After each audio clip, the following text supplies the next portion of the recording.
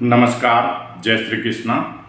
दर्शकों, आप सभी का एस्ट्रो विस्डम में हार्दिक स्वागत और अभिनंदन है। मैं आचार्य शशिकांत आज मैं आप सभी को विवाह के बारे में जानकारी दूंगा कि आखिरकार विवाह में विलंब और बाधा क्यों उत्पन्न होता है और विवाह होने के बावजूद भी वैवाहिक जीवन में क्यों समस्याओं का सामना करना पड़ता है। वर और वधू के बीच आपसी सामंजस्य अच्छे नहीं होते हैं और आपसी कहासुनी और तनातनी के कारण तनाव और अलगाव की स्थिति उत्पन्न हो जाती है।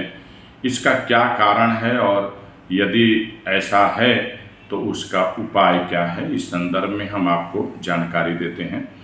सबसे पहले दर्शकों, यदि आपके कुंडली में सप्तमेश यानी सप्तम स्थान का स्वामी ग्रह शनि और मंगल है तो आप समझिए कि स्वाभाविक रूप से आपकी शादी 28 वर्ष के बाद होने वाली है।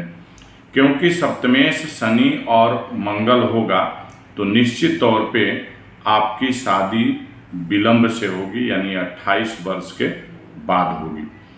यदि आपकी शादी 28 वर्ष के बाद होती है तो आपका वैवाहिक जीवन अच्छा रहेगा, और यदि 28 वर्ष से पहले हो जाती है तो वैवाहिक जीवन में उतार चढ़ाव की स्थिति उत्पन्न होती है। इसके अलावा यदि आपके कुंडली में मंगल दोष है, यानी 1, 4, 7, 8 और 12वें स्थान में मंगल विराजमान है तो मंगली दोष होता है। इस कारण से भी शादी आपकी 28 वर्ष के बाद होती है। इसके अलावा यदि आपके कुंडली में सप्तम स्थान में, लग्न में या तीसरे स्थान में, 12वें स्थान में राहु विराजमान है तो आपके विवाह विलंब से होते हैं, यानी ऐसे स्थिति में भी शादी में रुकावट और बाधा उत्पन्न होती है। रिश्ता इत्यादि सफल होने में समस्याओं का सामना करना पड़ता है और विवाह के उपरांत भी वैवाहिक जीवन में समस्याएं उत्पन्न होती हैं। इसके अलावा सप्तम स्थान और सप्तम स्थान का स्वामी ग्रह यदि पाप ग्रह है या पाप ग्रह से प्रभावित है, पीड़ित है, अष्टम स्थान में है, द्वादश स्थान में है, नीच राशि का है, कमजोर अवस्था में है, तो ऐसे स्थिति में भी शादी में आपके विलंब और बाधा उत्पन्न होते हैं।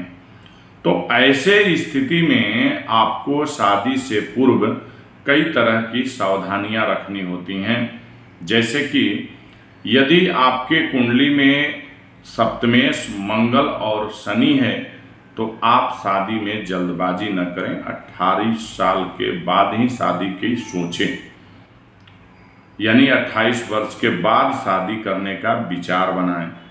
यदि आप मंगली हैं तो आपका लाइफ पार्टनर मंगली हो, इसका विचार अवश्य करें, क्योंकि दोनों मंगली होंगे तो मंगल दोष का प्रभाव नष्ट हो जाएगा और वैवाहिक जीवन सफल रहेगा। तीसरा, यदि आपके कुंडली में, जैसा कि बताया आपको कि राहु लग्न में, सप्तम में, द्वादश में, तीसरे स्थान में, अष्टम में बैठा हो तो आपके वैवाहिक दोष बनाता है, तो ऐसे स्थिति में आप अपने राहु ग्रह की शांति कराएं।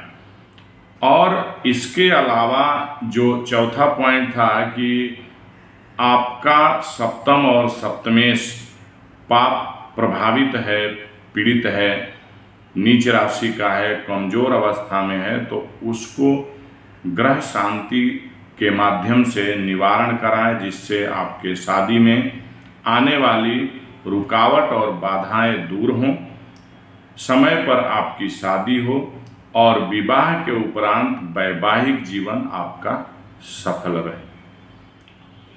तो दर्शकों, इस तरह से ध्यान देना बहुत जरूरी है और इसमें वैवाहिक रिश्तों में कुंडली मिलान का बहुत ही बड़ा महत्व है।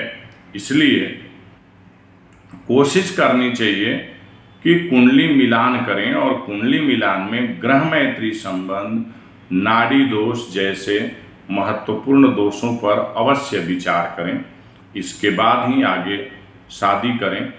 पॉइंट भी 18 से जितना ज़्यादा मिले उतना ही अच्छा रहेगा।